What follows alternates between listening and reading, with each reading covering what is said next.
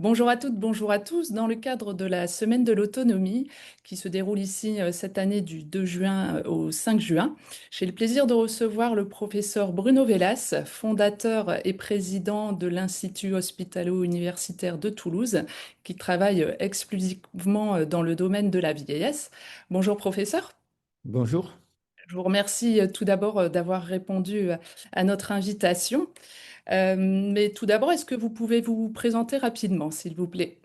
Donc, je suis Bruno Vellas, je suis professeur de médecine interne et gérontologie. Donc, on a été à l'origine à Toulouse du premier gérontopole et maintenant de l'Institut hospitalo-universitaire sur le vieillissement, la géroscience et le vieillissement en bonne santé, comment bien vieillir. Alors, est-ce que vous pouvez nous expliquer ce qu'est le programme ICOP? Alors, si vous voulez, pour l'OMS, bien vieillir, c'est garder ses fonctions pour continuer à faire ce qui est important pour chacun d'entre nous. Et donc, vous voyez ici l'importance de votre profession à ce niveau-là, parce que garder les fonctions, c'est ce que vous faites, et c'est la définition du bien vieillir. Donc, ça veut dire qu'on est 50, 60, 70, 80 ou 90 ans. Qu'est-ce qu'on veut faire dans les 10 années qui viennent et comment faire pour y arriver?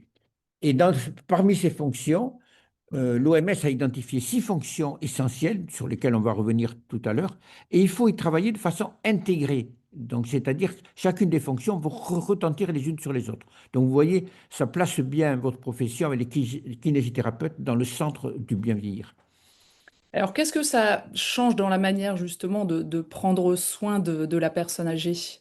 Alors, si vous voulez, jusqu'à maintenant, on avait une médecine qui avait tendance à dire aux patients, faites ça, ne faites pas ça, ne mangez pas de sel, faites attention au sucre, etc. Alors que là, on a une médecine, on va lui demander, qu'est-ce que vous aimeriez faire? C'est quelqu'un à 70 ans dans les 20 ans qui viennent. Et nous, on va voir comment est-ce qu'on va l'aider à continuer à le faire. Et là, on a identifié les 6 fonctions d'ICOP dont on pourra reparler quand vous le souhaitez. D'accord. Donc, quels sont ces grands objectifs de ce dispositif, donc? Voilà, donc toutes les équipes de l'OMS se sont réunies en 97, 18, 19. Il leur a fallu 3 ans de travail. Ils ont fait le point de l'ensemble de la littérature et ils ont repéré 5 fonctions, 6 fonctions qui sont essentielles de maintenir, que sont la vue, l'audition, la mémoire, le bien-être psychique, la mobilité et la vitalité, qui est explorée surtout par la nutrition. Donc vous voyez, ce sont des fonctions qui sont essentielles et par le programme ICOP, on peut les mesurer de façon très précise pour regarder quand il y a une anomalie et quand on observe une anomalie, on va intervenir pour essayer de comprendre pourquoi et comment on peut le prévenir. Par exemple, pour la mobilité, on regarde si le sujet est capable de se lever 5 fois d'une chaise en moins de 14 secondes. Si vous le faites vous, en moyenne, vous êtes à 7 secondes, mais ça veut dire que dans un an, dans 10 ans, il faut être toujours autour de 7 secondes et pas se rapprocher des 14. Et si quelqu'un a plus de 80 ans, on peut aller jusqu'à 16 secondes. Mais si ça devient normal, on va essayer de comprendre pourquoi, comment restaurer cette mobilité. Et le I de ICOP, il correspond au caractère intégré, car toutes ces fonctions vont retentir les unes sur les autres.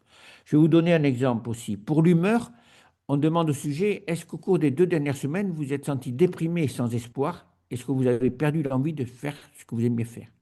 Et là, il y a à peu près 30% des seniors qui répondent oui. Donc, comment bien vieillir quand on se sent déprimé sans espoir? Et si on a perdu l'envie de faire ce qu'on aimait faire? Et ces personnes, elles vont moins sortir. Donc, elles vont moins avoir d'appétit. Elles vont avoir diminution de leurs apports alimentaires, diminution de leurs protéines, de leurs muscles, de leur mobilité. Et tout, peu à peu, va retentir vers la dépendance.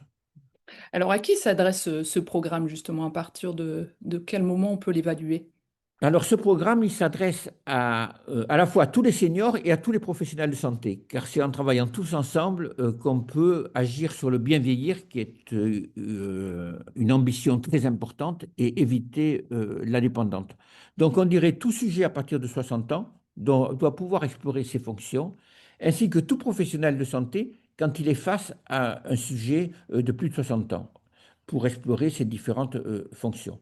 Alors, bien sûr, quand la personne devient fragile, c'est encore plus important. À la limite, quand elle est dépendante, c'est presque trop tard, hein. Si vous voulez, je prends souvent l'exemple d'un escalier où quand on est en haut, on est robuste, en bas, on est dépendant. Le but de ICOP, c'est de repérer chaque fois qu'on descend une marche pour essayer de comprendre pourquoi est-ce qu'on a descendu cette marche et comment la remonter. Un point qui va vous parler, et à vous kinésithérapeute, c'est La fonction pour l'OMS, c'est le résultat de notre capacité intrinsèque, c'est-à-dire de notre, ici la mobilité par exemple, de notre fonction physiologique et de l'environnement. Donc il faut toujours faire la part entre la fonction et l'environnement.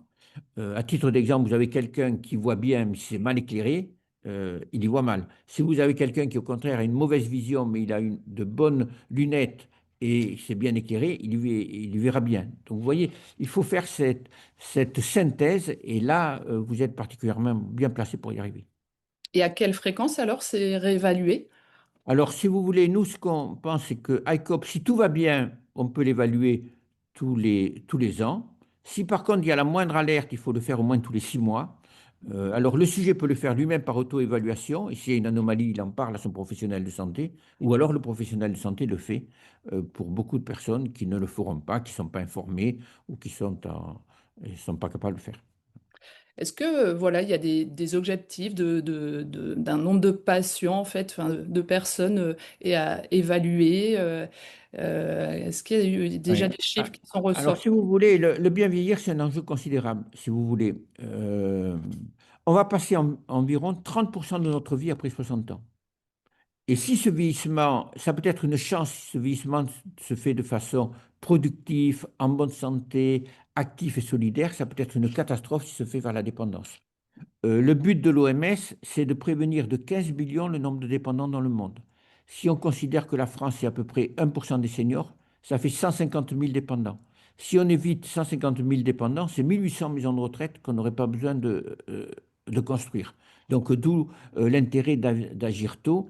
Et pour éviter ça, nous, on pense qu'il faudrait qu'il y ait 2 millions de personnes en France qui sont suivies par ICOP, et notamment le programme ICOP Monitor, sur lequel on suit actuellement 80 000 personnes. On va bientôt arriver à 100 000. Donc, en travaillant tous ensemble avec les pouvoirs publics, on peut arriver à ces 2 millions. Mm. Alors justement, en parlant des pouvoirs publics, j'ai vu que récemment vous avez reçu Madame Charlotte Parmentier-Lecoq, la ministre déléguée en charge de l'autonomie et du handicap. Comment vous êtes soutenu justement dans cette démarche? Oui, donc les différents ministères sont bien conscients de l'importance d'aller vers un vieillissement en bonne santé et de prévenir la dépendance. Donc, ils veulent y participer, mais vous savez, le ministère a un certain nombre de pouvoirs, mais pas tous les pouvoirs. Il faut que les professionnels de santé aussi jouent le jeu de la façon la plus active possible. Il y a des avancées qui ont été faites avec un certain nombre de nomenclatures à ce niveau-là.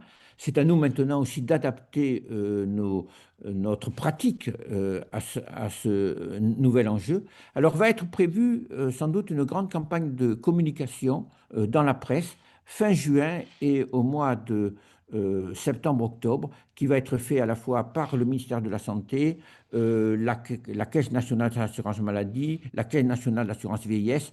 Donc il va y avoir une information importante de la population et nous, professionnels de santé, il faut qu'on soit prêts à ce moment-là. Et donc, vous l'avez répété hein, déjà plusieurs fois, mais les kinés, voilà, ont un rôle essentiel, justement. Quelle est sa place dans ce parcours et au niveau des différentes étapes? Je pense qu'ils ont un rôle essentiel et un rôle central, avec en plus l'autonomie nécessaire. Donc, si vous voulez, il faut que tout kinésithérapeute sache bien que quand il est amené à prendre en charge un senior, et c'est la plupart, une bonne partie de la clientèle, on ait cette volonté d'aider à un vieillissement en bonne santé. Et maintenant, on a l'outil avec ICOP. Donc, il faut s'approprier cet outil. On peut calculer le score maintenant. L'application d'ICOP Monitor va pouvoir sortir des graphiques. Et dans ces graphiques, on peut voir comment on se situe. Soit vous êtes dans le 50e percentile, vous vieillissez de façon moyenne. Soit vous êtes au-dessus, vous êtes dans le cadre d'un bien vieillir. Soit vous êtes en dessous et vous êtes plus à risque de dépendance.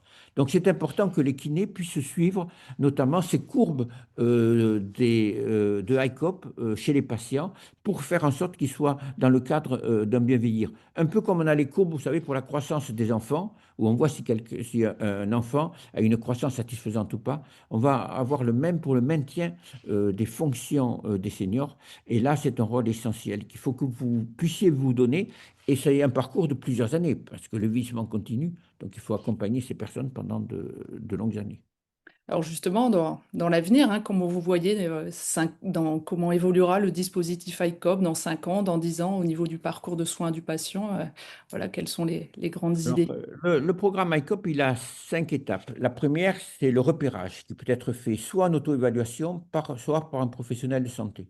Après, il faut interpréter ce repérage.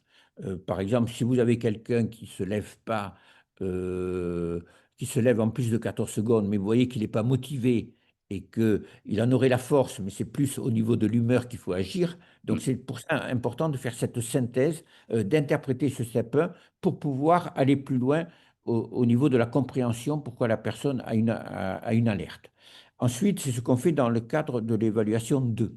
À partir de cette évaluation 2, on va proposer des interventions de prévention. Donc, ça peut être de l'exercice physique, ça peut être de la kinésithérapie, ça peut être de la nutrition, ça peut être des activités sociales, etc.